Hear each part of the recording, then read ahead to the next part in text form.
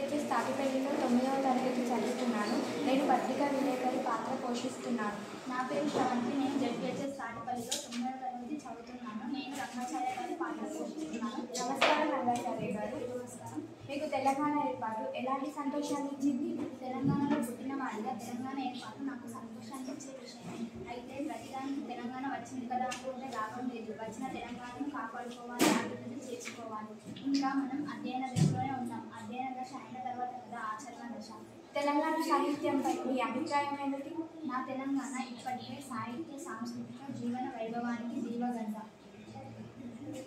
ఇవాళ సాహిత్యంలో తెలంగాణ తప్ప మరొకటి లేదు. ఇంకో 100 నుండి మరొక 100 సంవత్సరాల పాటు రాసిన తరిగని ఘనమైన వారసత్వ సంపద ఇక్కడిది. తెలంగాణ పునరుజ్జీవనానికి ప్రత్యేకమైన ప్రణాళికలు, మేనిఫెస్టోలను నిర్వహించుకోవచ్చు. మీరు చేసిన సాహిత్య కృషికి తగిన గుర్తింపు లభిస్తుందని భావిస్తున్నారా? నేను ప్రతిఫలను ఆశించి సాహిత్య కృషి చేయలేదు. సమాజానికి నా మీద ఉన్న బాధ్యతలు మాత్రం నిర్వర్తించాను. గుర్తింపు గురించి అంతగా పట్టించుకోలేదు. మీరు ఈ సమాజానికి మీరు ఇచ్చే సందేశం ఏమిటి? ఒక బాధ్యత గల మనిషిగా, విలువలు తెలిసిన మానవునిగా, మానవత్వాన్ని ప్రేమించిన వ్యక్తిగా నేను నా విధిని నిర్వర్తించాను.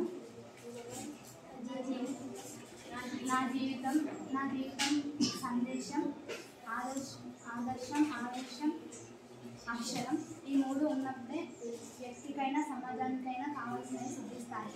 ధన్యవాదాలు.